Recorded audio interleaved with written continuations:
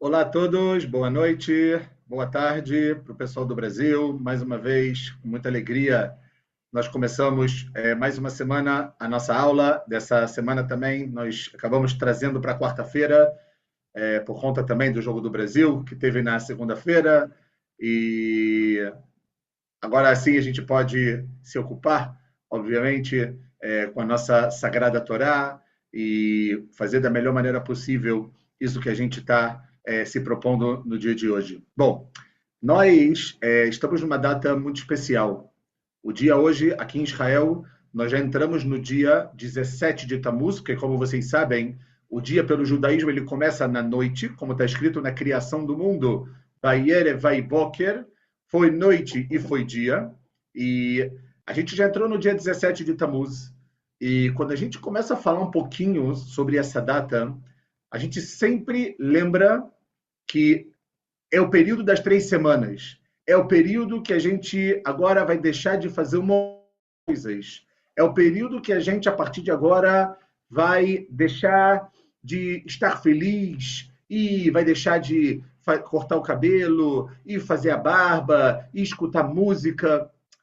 E é verdade. Tudo isso é verdade, porque amanhã de manhã nós iremos ter um jejum, que é o jejum de Shiva Asar Betamuz, o jejum do dia 17 de Tamuz, onde, se a gente for parar para pensar um pouco, nesse dia, assim está escrito na Mishnah, no Tratado de Ta'anit, que 5 coisas ruins aconteceram nesse dia. A gente vai falar deles em um minutinho, para a gente poder se desenvolver e entrar no nosso tema propriamente dito. Por quê? Porque está escrito, pessoal, que 5 coisas aconteceram em 17 de Tammuz. A primeira coisa que aconteceu, que foi o dia que Moshe shavar et luchot abrit. O dia que Moshe ele quebrou as tábuas da lei. Como assim Moshe quebrou as tábuas da lei? Como vocês devem lembrar, Moshe ele foi para o Har Sinai para receber a Torá.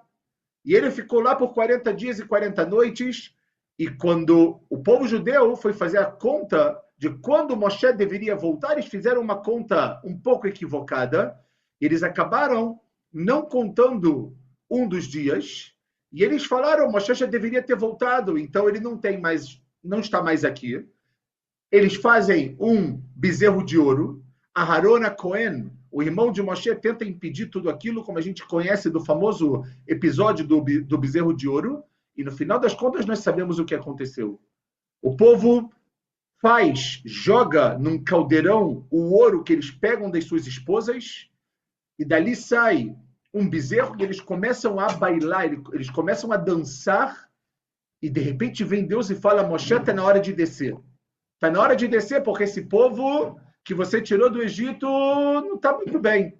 E o que acontece? Moshe ele desce quando ele vê o povo dançando, quando ele vê o povo naquela alegria toda, Moshe ele fala, essa Torá não pode ser dada a vocês. E ele quebra as tábuas da lei e depois ele volta para o Har Sinai para tentar o perdão, que depois de mais de 80 dias a gente consegue esse perdão no dia de Yom Kippur. Qual dia Moshe quebrou as tábuas? O dia era 17 de Tammuz. Porque ele sobe no dia 7 de Sivan, um dia depois da gente receber os 10 mandamentos em 6 de Sivan. Se vocês forem fazer as contas, 40 dias é o dia 17 de Tammuz. Segundo evento trágico que aconteceu, está escrito que foi o dia que o Air, a cidade de Jerusalém, a cidade que era toda murada de Jerusalém, ela foi cercada pelos romanos no segundo templo também nesse dia. E quando isso acontece, pessoal, o povo judeu perde algo muito importante. Ele perde a independência. Quando você é cercado de todos os lados, você acaba perdendo a independência. Você acaba perdendo aquele ponto que te dá a liberdade de ir e vir. Você não pode agora abrir os portões da cidade e sair. Se você faz isso, o que acontece? Vão matar você. E, por outro lado, você precisa do mundo externo para você receber o quê? Receber produtos, receber matéria-prima, receber um monte de coisas. Esse cerco, ele destrói a autonomia e a independência de Jerusalém. Esse é o segundo ponto também que a gente jejua nesse dia. O terceiro ponto que está escrito, Butal Atamid, o Korban, a oferenda de Tamid, que era uma oferenda que ela era trazida todos os dias, de manhã e à tarde, também nesse dia foi anulada. Por que foi anulada? Porque eles não tinham mais animais para poder trazer para o Korban. Eles não tinham mais animais para que eles pudessem trazer para o altar e fazer naquele momento aquela oferenda. E o Korban Tamid, ele era um Korban constante. Ele era uma oferenda constante, que não existia dia. Todos os dias, Shabbat, Yom Tov, Yom Kippur, dia normal, faça chuva, faça calor. Era o momento que a gente estava constante em relação com Deus. A gente estava em constante movimento para que esse relacionamento com Deus ele pudesse se desenvolver cada vez mais. Quando isso é cancelado, isso é um sinal de quê? Isso é um sinal de tristeza. Isso é um sinal de luto. E é por isso também que a gente jejua em 17 de Tammuz. Quarta razão que está escrito na Mishnah, pessoal, é que Aspasianos, que era um general romano, ele nesse dia, ele queima também um Sefer Torah. Ele pega um Sefer Torah e ele queima, mostrando que nós estamos aqui. E nós iremos entrar e iremos também fazer o quê? Iremos acabar com a casa de Deus. E a quinta razão que está escrito, que foi colocada no Eichal Tselem, uma imagem, uma estátua, foi colocada dentro do lugar mais sagrado, não o mais sagrado era o Kodesh HaKodashim, mas o lugar que vinha antes, aquela sala onde estava a menorá, o candelabro, onde estava o altar de dentro, naquele lugar está escrito na Mishnah que também aconteceu isso. Colocaram uma estátua para fazer idolatria. Tem opiniões que falam que foi esse mesmo imperador Aspasianos, tem gente que fala que foi um rei do povo judeu que se chamou Menashe. Eu não vou entrar agora nesses detalhes para a gente não perder muito tempo, apesar de que é muito interessante. E é por isso, pessoal, que os nossos sábios decretaram que esse dia seria um dia de jejum. Seria um dia de Ta'anit. Por quê? Porque desse dia foi quando começou todo o processo que culminou 3 semanas depois na destruição do Beit HaMikdash, na destruição do templo sagrado. E é muito interessante a gente falar disso, pessoal. Por quê? Porque quando a gente pensa no Beit HaMikdash, a gente pensa num edifício. A gente pensa num lugar bonito, nós com certeza já vimos fotos, né, de reproduções que foram feitas, e hoje em dia também em Jerusalém tem um lugar que eu recomendo muito a todos que moram em Israel e os que não moram, quando vierem visitar, vir. Em Jerusalém, na Cidade Velha, se chama Machon HaMikdash. É um instituto do templo. Eles fazem de tudo para poder te colocar uma visão do que era o Beit HaMikdash, o templo sagrado. Só que a gente traduz Beit HaMikdash para o português como templo. Só que na realidade, pessoal, está errado. A tradução está até certa, mas Beit HaMikdash é uma casa do santuário. Antes de tudo, antes de ser um edifício, antes de ter a menorá, antes de ter um monte de coisas, é uma casa. É uma casa. E como qualquer casa, a gente tem que entender que ela é o quê? Que ela é nossa. Que ela é simplesmente nossa. E a grande pergunta que eu quero agora trabalhar com vocês, pessoal, é a seguinte. Será que a gente realmente sente falta? Será que a gente sabe o porquê a gente senta e jejua e chora? Será que a gente faz o que a gente tem que fazer para que a redenção, para que a Geulah, ela possa se aproximar cada vez mais? Ou, como a gente colocou no nosso flyer, será que nós estamos atrasando a redenção? E aqui a gente vai fazer uma reflexão muito profunda, pessoal, sobre as 3 semanas, ok? Sobre esse momento que a gente está vivendo como povo e o que cabe a cada um de nós fazer nessas 3 semanas. Porque como nós sabemos, e aqui a gente vai entrar um pouquinhozinho na Halachá, na lei judaica, a partir de amanhã, ok? Que a gente passa desde o momento da aurora boreal, que é mais ou menos 72 minutos antes do nascer no sol, até o Tzeta Kohavim, até a saída das estrelas, existe a proibição amanhã de comer e beber.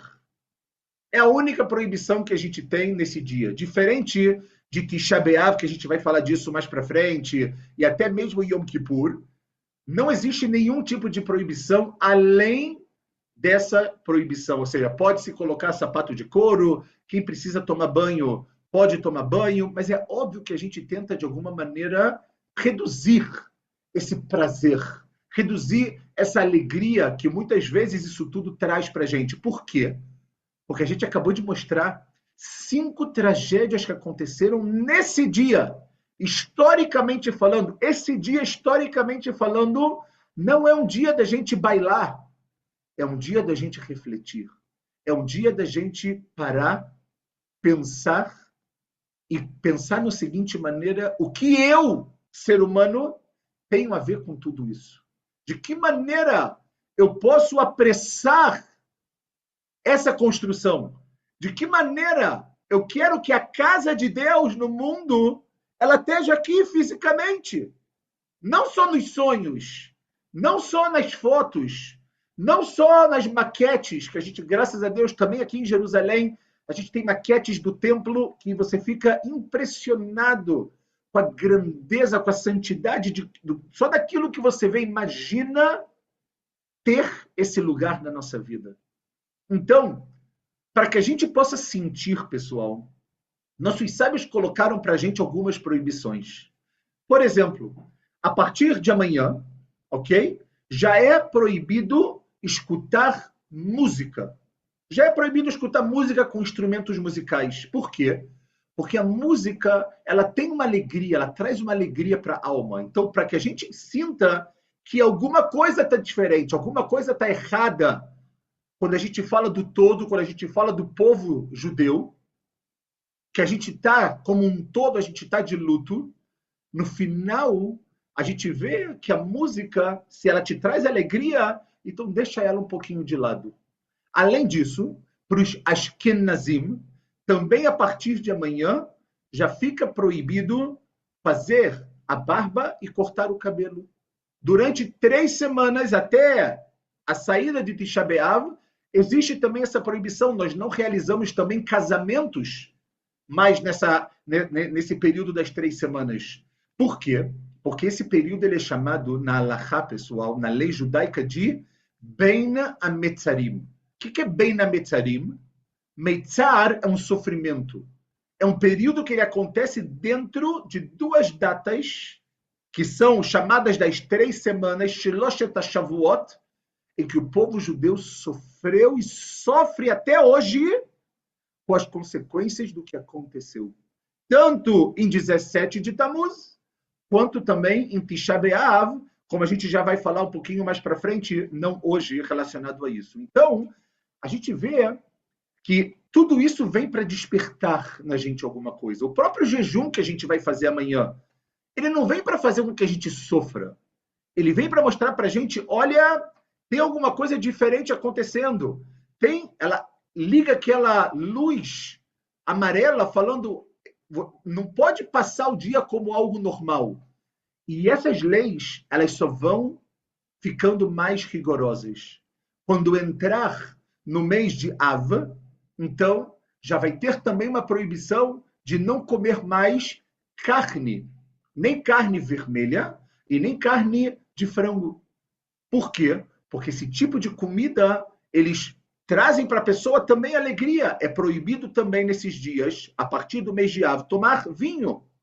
No Shabat, é 100% permitido, e se tem uma Seudá Mitzvah, ou seja, um Brit Milá, ou alguma coisa nesse gênero, também é permitido comer carne e também tomar vinho. Mas no Shabat, é como se não tivesse luto, porque Shabat ele está acima, obviamente, disso. E a gente vê que essas proibições elas vão piorando, piorando, piorando, até chegar em Tisha B'Av. E aí, pessoal, surge uma grande pergunta. Porque é muito interessante. Aqui em Israel, eu quero compartilhar um pouquinho com vocês. A gente tem um grande, entre aspas, problema com essas datas. Por quê? Porque sempre, ou na maioria das vezes, cai no período de férias escolares. É o período que as crianças elas estão de férias, que muitos pais também acabam precisando tirar férias para poder estar com seus filhos. Mas qual é o grande problema? O problema não são as férias. O problema é que a gente, aqui em Israel, se planeja. Ah, deixa eu pensar qual vai ser o meu plano quando acabar as 3 semanas. Deixa eu pensar o que eu vou fazer da minha vida quando as 3 semanas passarem. Mas espera aí, você já está no depois? E o entre as 3 semanas? E o que vai acontecer nessas 3 semanas? Ok, planeja a sua vida. Pensa em viajar, pensa em sair de férias, faça isso tudo. Mas quando é que você vai começar a pensar na redenção? Quando que você vai começar a pensar no que falta na sua vida?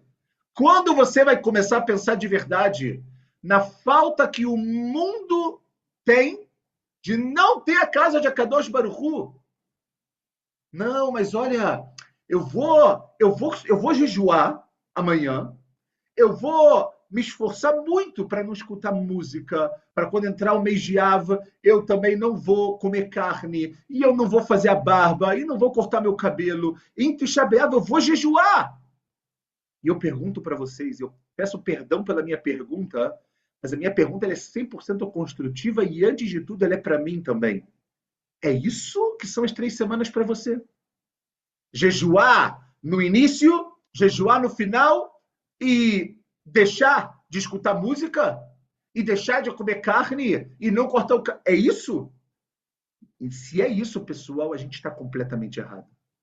Completamente errado. Não que a gente não tenha que cumprir isso, mas não foi para isso que nossos sábios deram para a gente essas 3 semanas.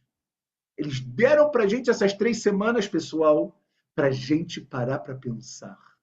Eles deram para a gente essas 3 semanas para que a gente possa entender quanta falta Jerusalém reconstruída, ela faz na vida de cada um de nós, na vida da gente como povo e na vida da humanidade como um todo. Porque o Beit HaMikdash, o templo, ele não é um lugar só para o povo judeu. Ele é um lugar que ele vai trazer brachá para o mundo. Está escrito nas profecias que quando chegar esse momento, vatimale haaretz be'a et Hashem, que a terra ela vai se encher do conhecimento divino. As pessoas não vão ter mais dúvidas sobre Deus. Como a gente fala no Aleinu Leshabeach, ve'aya Hashem lemelech al kol haaretz. Vai chegar o dia que Deus vai ser rei sobre toda a terra. Bayomahu, naquele dia. Qual dia? O dia que a gente tem que pedir. O dia que a gente tem que refletir. O dia que a gente tem que entender quanta falta isso me faz. E aqui a gente entra num problema gigante, pessoal. Como eu posso sentir falta de algo que eu não conheço? Todos nós nascemos numa geração que Jerusalém, o templo sagrado, ele não existe. É muito mais fácil eu sentir falta, eu sentir saudade de algo que eu já tive na minha vida. Só que quando eu não tenho algo como o Beit HaMikdash, como eu posso sentir falta? Como eu posso sentir falta de algo que, no final das contas, eu não faço a menor ideia do que é? Eu não faço a menor ideia do que vai acontecer. E, de verdade, eu tenho medo do que vai acontecer. Muitas pessoas pensam dessa maneira. Existe um sábio na época da Gemara que ele fala que ele não quer viver na época de Mashiach. Ele não quer. Por quê? Porque ele tem medo. Se ele, um Tana, um sábio da época da Gemara, ele tem medo, desculpa, da época da Mishnah, perdão, Imagina nós. Imagina nós. E a grande pergunta, então, pessoal, é: o que eu tenho que fazer? Qual é a minha avodá? Qual é o meu trabalho? O trabalho das minhas características, o trabalho da minha essência nas 3 semanas? Porque não pode ser jejuar amanhã, jejuar em Tisha B'Av, e deixar de ouvir música e não comer carne, e depois de 3 semanas estar cheio de barba na cara e não cortar o cabelo, e falar, Shkayer, cola kavod, cumpri tudo como eu precisava. Será que você cumpriu realmente? Ou será que você foi técnico ao ponto de fazer exatamente o que está escrito no Shulchan Aruch, muito bem, importantíssimo, mas falta algo. Falta o trabalho daqui de dentro. Falta o que a gente chama do ruach, do espírito, para a gente poder desenvolver as coisas da melhor maneira possível. E é exatamente isso, pessoal, que eu quero entrar com vocês nesse tempo que a gente tem para fazer com que a gente possa se mexer, para fazer com que a gente possa se movimentar, pessoal. Por quê? Porque a gente tem que entender o seguinte: a minha ideia que eu quero falar é o seguinte: a Geulah, a redenção, ela não começa quando, bum, Mashiach vai chegar. Ela começa quando nasce dentro de cada um de nós o desejo verdadeiro pela presença de Hashem no mundo. Eu vou repetir porque o que eu falei agora é muito, muito profundo. Quando a gente pensa na Geulah, a gente fica, quando o Mashiach chegar? Primeiro de tudo, você tem que se perguntar se dentro de você existe um desejo de ter a presença de Deus no mundo. A Geulah, ela começa exatamente daí. E como a gente consegue saber que isso é verdade? Pela história que a gente tem no nosso povo. Durante 2000 anos, pessoal, nós estivemos longe da nossa terra. A terra de Israel era totalmente desolada. Existiam problemas, existia pestes, fome. Se vocês olharem o que os historiadores escreviam de Israel, até o ano de 1850, você fala, uau, não pode ser. Não é esse Israel que eu conheço. E é verdade. Não é Israel que a gente conhece. Mas o que aconteceu? Começaram a acontecer as primeiras aliot. As aliot dos alunos do Gaon Mivilna. Depois, o famoso congresso sionista com Herzl. As pessoas começaram, de alguma maneira, a lembrar. Espera aí, Eretz Israel, existe algo. Isso começou a surgir aonde? Dentro do coração das pessoas. Foi algo de imediato? Claro que não. Mas as pessoas doaram as suas vidas, perderam as suas vidas para que elas pudessem chegar em Eretz Israel. E a gente vê, pessoal, que apesar da Primeira Guerra Mundial e apesar da Segunda Guerra Mundial, como eu nem preciso falar para vocês sobre o Holocausto, da tragédia de 1/3 do povo judeu da Europa ter se dizimado naquele momento, durante aqueles 6 anos do controle nazista sobre a Alemanha e sobre toda a Europa, só que existiu algo que estava aqui. Existia um desejo verdadeiro de voltar para Eretz Israel. O que faz a Kadosh Baruch Hu? Se esse desejo está dentro de vocês, 3 anos depois eu dou para vocês esse Estado. Independência. O Estado de Israel volta a ser independente depois de mais de 2000 anos. Pessoal, quando que a gente perdeu a independência? Lembrem do início. Perdemos a nossa independência quando os romanos, em 17 de Tammuz, cercaram as muralhas da cidade de Jerusalém. Em 1948, essa independência ela volta. Por enquanto, ainda uma independência física. A gente ainda não tem Jerusalém. A gente ainda não tem as cidades sagradas como Hebron, como a Judéia e Samaria, Yehudá e Shomron.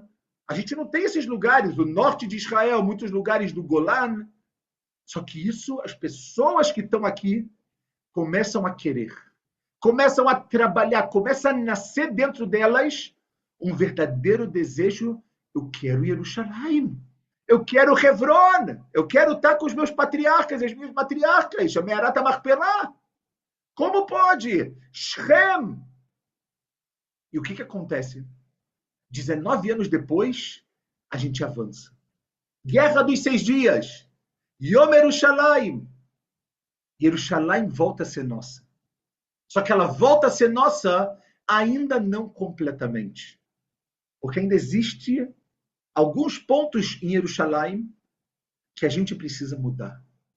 Da onde vai vir essa mudança, pessoal? Essa mudança vai vir daqui. Essa mudança ela tem que vir de dentro do nosso coração. Enquanto a gente não colocar isso, enquanto a gente não se colocar como responsável da vinda de Mashiach, da construção da casa de Deus no mundo, não vai acontecer. Você pode fazer todos os jejuns que você quiser no mundo. Você pode ficar 75 anos sem escutar música. Você pode ficar 30 anos sem comer carne. Não vai funcionar. Por quê? Porque a Kadosh Baruch Hu não quer técnica. Ele quer o teu coração. Ele quer ele quer a sua reflexão. Ele quer um momento que você vai entender que, antes de tudo, a redenção ela tem que nascer dentro de você. E por isso que eu fiz a pergunta no flyer. Será que não somos nós que estamos atrasando a redenção? Será que a redenção existe dentro da gente, pessoal? Será que a gente quer mesmo isso? A gente tem que querer. Como que a gente tem que querer? Quando a gente começa a entender, pessoal, que o Maharal de Praga, ele escreve no livro dele, Netzach Israel, que o Beit HaMikdash, como a gente falou, como essa casa, ele na realidade representa a unidade de Israel com a Kadosh Baruch Hu. Ou seja, o lugar onde a gente se unia e se tornava um só com Hashem, que Hashem ele é errado, ele é único, era no Beit HaMikdash. Então, quando o Am Israel, quando o povo de Israel pede essa unidade, ok? A gente tem mais razão dele existir. Quando a gente perde essa unidade, o Beit HaMikdash, no final das contas, pessoal, ele deixa de ter razão de existir. E a grande pergunta é, como eu falei, como fazer, então, para reconstruir Jerusalém? Como fazer para que nós vamos querer, vamos ansiar por Jerusalém? Não adianta você falar, eu sento, vou jejuar e tá tudo, deixa que todo mundo... Não. A redenção tem que começar de você, um capítulo lindo do Tehillim, o capítulo 102, ok? No versículo 15 do Tehillim, David HaMelech, ele fala um pasuk impressionante. Fala o seguinte, Kiratzu avadecha et avanea. Porque quiseram os seus servos, os servos de Deus, as suas pedras. As pedras de quê? Do Beit HaMikdash. Ve'et afará yechoneneu. E toda o seu pó, né, a poeira daquilo tudo, que isso também se erga, que fique de pé. Não está escrito, David HaMelech, pessoal, não fala que os seus escravos vão construir as suas pedras. Está escrito que Ratzu. Primeiro tem que vir o Ratzon, o desejo. Depois a construção. Se a gente senta e fala, quando vão construir o Beit HaMikdash? A primeira pergunta que tem que ser, você tem o Ratzon? Você tem a vontade disso? Ou seja, o Radak, que é um comentarista do Tehillim, ele escreve que a redenção ela só começa quando Am Israel desenvolver o amor verdadeiro por Jerusalém. O amor verdadeiro pelo Beit HaMikdash. E isso é algo, pessoal, que a gente tem que realmente pensar. Por quê? Porque no livro de Devarim, Deus ele dá para a gente uma mensagem. Uma mensagem do que a gente tem que fazer. Porque, como eu perguntei a vocês, qual é o nosso trabalho nesses dias? que a gente tem que fazer nessas 3 semanas, amanhã, quando a gente estiver jejuando? No livro de Dvarim, no capítulo 12, versículo 5, está escrito o seguinte: Leshichno tidreshu, ou seja, a Shekhinah, a presença de Deus, você tem que lidrosh, você tem que exigir, buscar o Vata Shama. E aí, você vai o quê?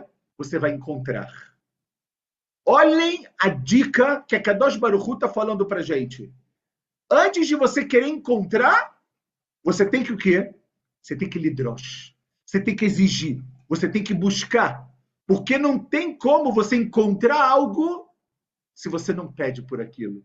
Não tem como você querer que a redenção ela venha, que o Beit HaMikdash venha, se você não foi lidrosh, se você não exigiu. E quando a gente, pessoal, exige algo da maneira correta, exige algo que une a nossa vontade com a vontade de Hashem, no final das contas, a gente vê que é exatamente assim que funciona. Vocês querem uma prova? Parashá dessa semana, Parashat Pinchas, conta sobre um episódio muito interessante. Eu não vou entrar em todos os detalhes, porque a nossa aula não é de Parashá essa semana, e fala sobre as filhas de um homem que se chamou Tzlofchad. Tzlofchad, ele foi um homem que ele morreu. Ele teve 5 filhas. Ele não teve nenhum filho. Essas filhas vêm até Moshe e falam para Moshe, Moshe, olha só, o nosso pai morreu. E esse pai, ele não era daquele pessoal dos Meraglim, dos espiões que falaram mal da terra. E elas viram para Moshe e falam o seguinte, presta atenção, Lama Nigará.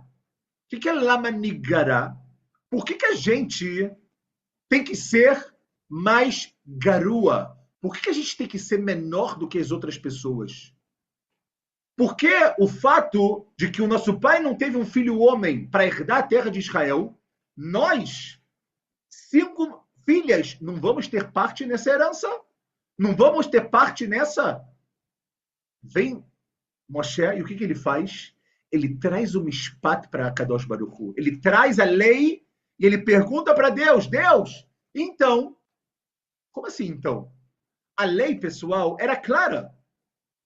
Só quem herdava a terra de Israel eram filhos homens. Então, entre aspas, a lei seca, qual era? Que elas não têm direito nenhum. Só que, olha só, o que fizeram Benot Tzlofchad, pessoal? Benot Tzlofchad darshu mi Moshe. Exigiram, pediram, buscaram aquilo. E vocês sabem o que acontece no final, pessoal? Hashem concorda com elas. E Hashem, no final, manda Moshe também dividir a terra de Israel para quem? Para elas. Ou seja, existe a lei que elas não teriam direito, mas a drishá delas muda a vontade de Deus. Como está escrito no Sifri, Ashrei Adam, bem-aventurado, feliz é o ser humano, Shakadosh Baruch Hu modele dvarav, que Deus ele concorda com ele. E aqui a gente vê o segredo de tudo. Moshe, por que você está trazendo isso para Deus? É óbvio que não pode. É óbvio que elas não têm direito. Vem a Kadosh Baruch Hu e fala, você veio lidrosh, você veio exigir, você veio pedir, então eu estou disposto a mudar até mesmo a lei para ir de acordo com você.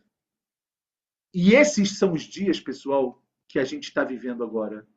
São dias que a gente tem que lidrosh. São dias que a gente tem que querer. Sabem por quê? Porque o Rav Kook, em Orot Eretz Israel, ele escreve que o amor por Jerusalém, o amor por Eretz Israel, não é algo que vem de fora. Esse amor, ele nasce já com a gente dentro da nossa neshama, dentro da nossa alma. Ou seja, não é um sentimento político, geográfico. É uma memória espiritual. O amor que a gente tem que ter, a saudade que a gente tem que sentir, se a gente for lidrosh, se a gente for exigir, a gente vai lembrar dela, pessoal. E apesar de que a gente não teve o contato com o Beit HaMikdash, quanto mais a gente buscar dentro da gente esse contato, quanto mais a gente buscar dentro da gente esse amor que o Rav Kook escreveu, que está na nossa alma, está impregnado dentro da gente. Você só precisa fazer o quê?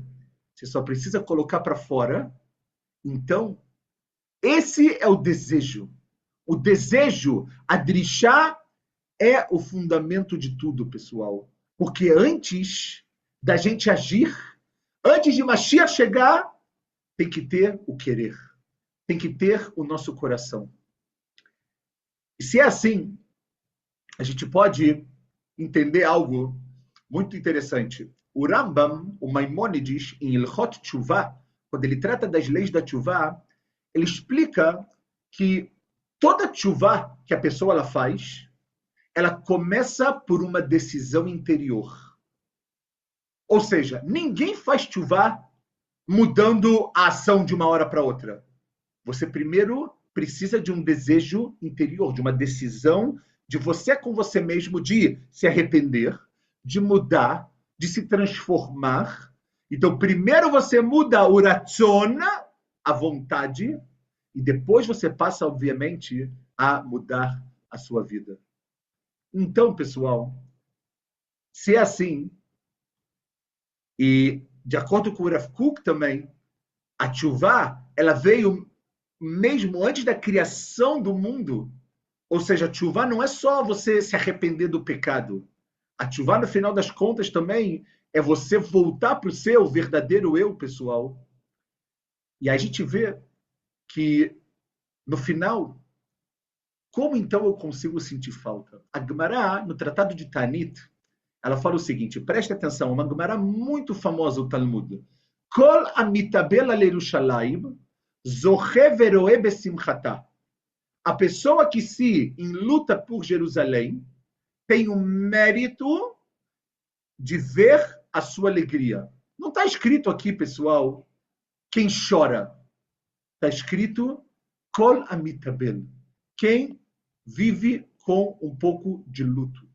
Quem está nesses dias enlutado, quem está sentindo que falta algo, e por isso os Chachamim colocaram essas ferramentas externas para que a gente possa sentir, pessoal, a gente vê que o maior problema, no final das contas, pessoal, é que a gente se acostumou com a galuta.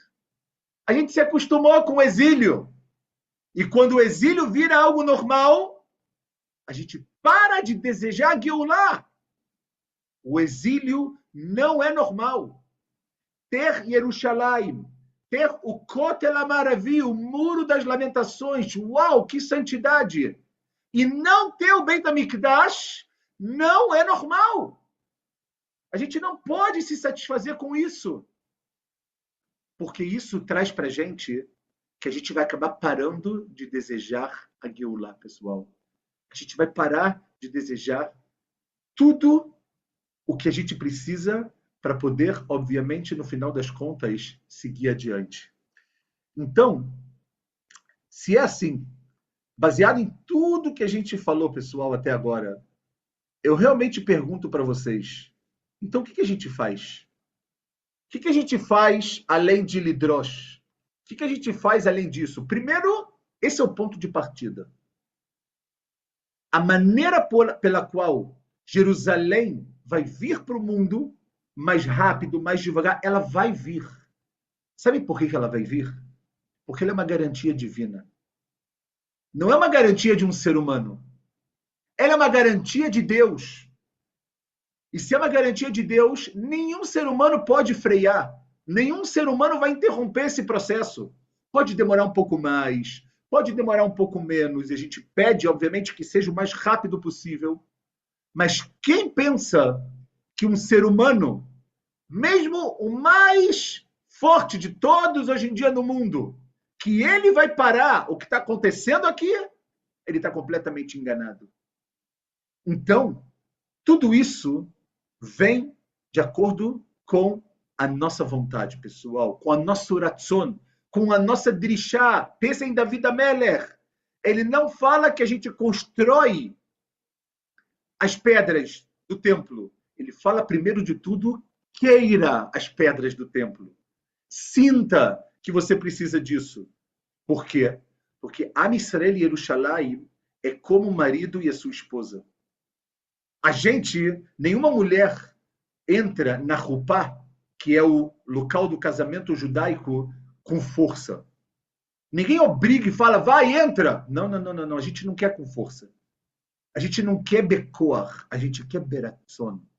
E quanto mais a gente revelar vontade, quanto mais a gente falar, gente, se é isso que eu quero, se Yerushalayim e Am Israel é como marido e mulher, eu quero melhorar a Zugiut, eu quero melhorar a relação desses dois.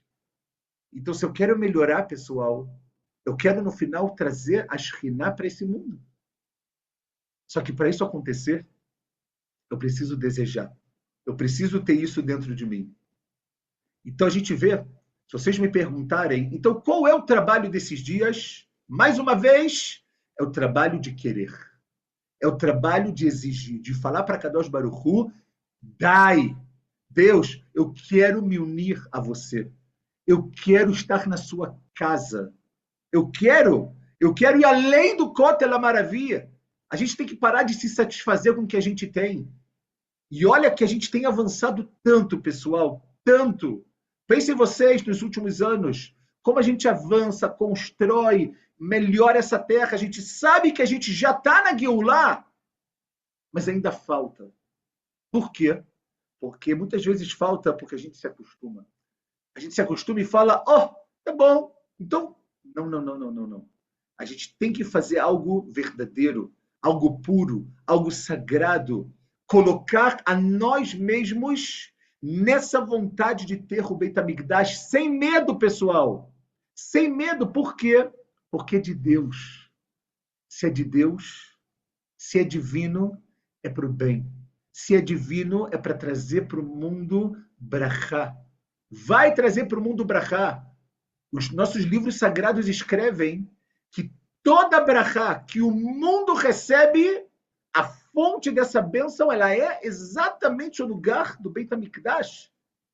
Agora, se a casa não está lá, então essa brachá, essa bênção, ela chega meio cortada. A gente tem que querer o fluxo constante de brachá no mundo. Tudo o que acontece no mundo vem desse lugar. Então, o que a gente tem que fazer é, como a gente fala em hebraico, leromem et haratzon. A gente tem que elevar a nossa vontade. O Mesilat Yesharim, ele fala que é isso. O caminho dos justos, o Ramchal, Rabbi Chaim Moshe Luzzatto, ele escreve que o chores de tudo, a raiz de tudo no mundo é haratzon. Se é assim, é isso que nós temos que fazer. Aumentar, melhorar, refletir. Ok? Por quê? Porque se Deus, no final das contas, quer que a gente construa Jerusalém, então o que a gente está esperando? O que a gente está esperando? Deus, ele falou, o Beit HaMikdash está pronto. Eu só preciso que você queira.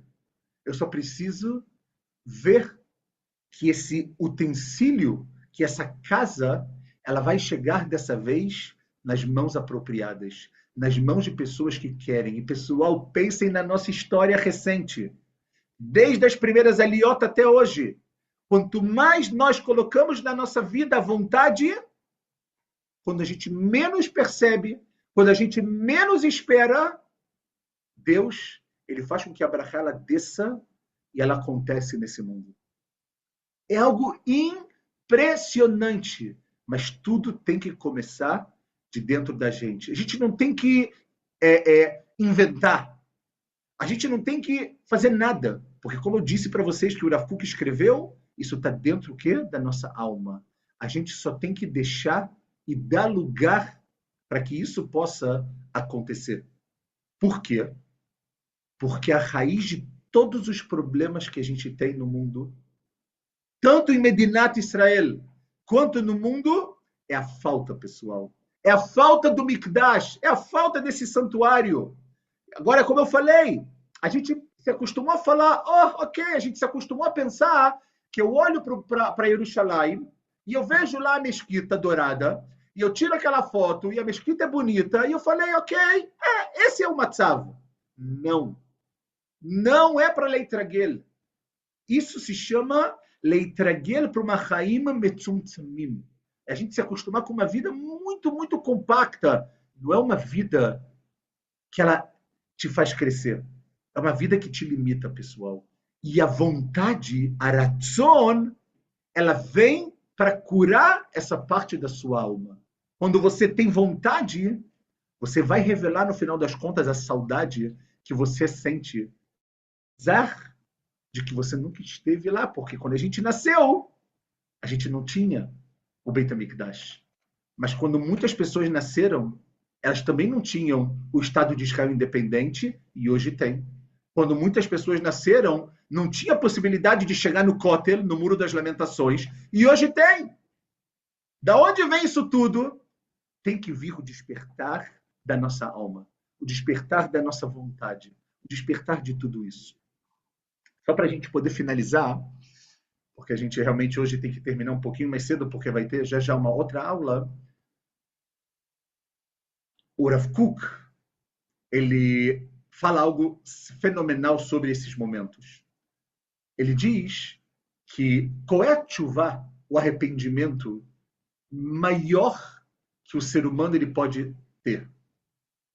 Fala o Rav Kook, o que o ser humano vai alcançar, o maior nível de tchuvá, não é só quando ele fizer todas as mitzvot, todos os preceitos, e sim quando ele voltar a ser um ser humano do klal.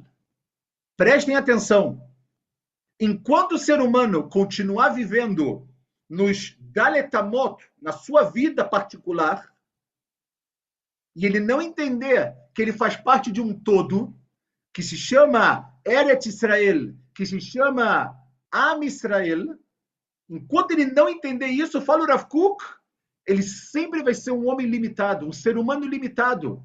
Porque você vai pensar para você, para o que é melhor para você, para o que é melhor para sua família. É óbvio que também tem que pensar nisso. Mas quando foi a última vez que a gente pensou no todo? Quando foi a última vez que a gente pensou em Am Israel?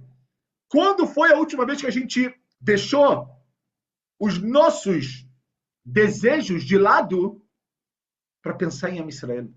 Para ver como o mundo ia estar curado se tivesse o Beit HaMikdash. Mas a gente pensa o quê? Eu tenho medo. O que eu vou fazer com o meu trabalho? O que eu faço com as minhas férias depois de Tisha B'Av? Esse, no final, é o grande problema. E é isso, pessoal, eu não falo isso para criticar, Deus me livre. É isso que atrasa a redenção no final das contas. Ou seja, não tem tchuvá maior do que você querer fazer parte do klal, do todo, de Knesset Israel. Ok? Por quê? Porque no final a gente vê que não pode ser apenas passar essas 3 semanas, fazer o que está escrito no Shulchan Aruch, no Código de Leis e acabou. Não. A gente tem que se elevar para estar no nível de querer, de exigir e de ter, Bezrat Hashem, no final das contas, o que a gente chama do Kodesh, o sagrado, pessoal. Quanto isso é importante diante de Deus. Quando eu uno a minha vontade com a vontade dele, aí eu entendo, pessoal, o que é a Jerusalém de baixo e a Jerusalém de cima. Yerushalayim shel mata shemechuberet le Yerushalayim shel mala. Porque no final é uma coisa só, como nós falamos. Am Israel e o Beit HaMikdash. O Beit HaMikdash e Hashem, tudo isso parte dessa unicidade. Unicidade essa que a gente tem que querer fazer parte, pessoal. Está na hora de Lidrosh. Está na hora de Lachzor B'Tshuvah. E o que impede a Geulah, provavelmente, é justo esse sentimento que todos nós temos de pensar, mais no eu e menos no klal. Que esse seja o nosso tikkun, o nosso reparo, pessoal, nessas 3 semanas. No dia de amanhã, quando a gente estiver sentado, quando a gente estiver sem comer e sem beber, não pensa na sua fome. Vai ter fome, vai ter sede, mas pensa no que falta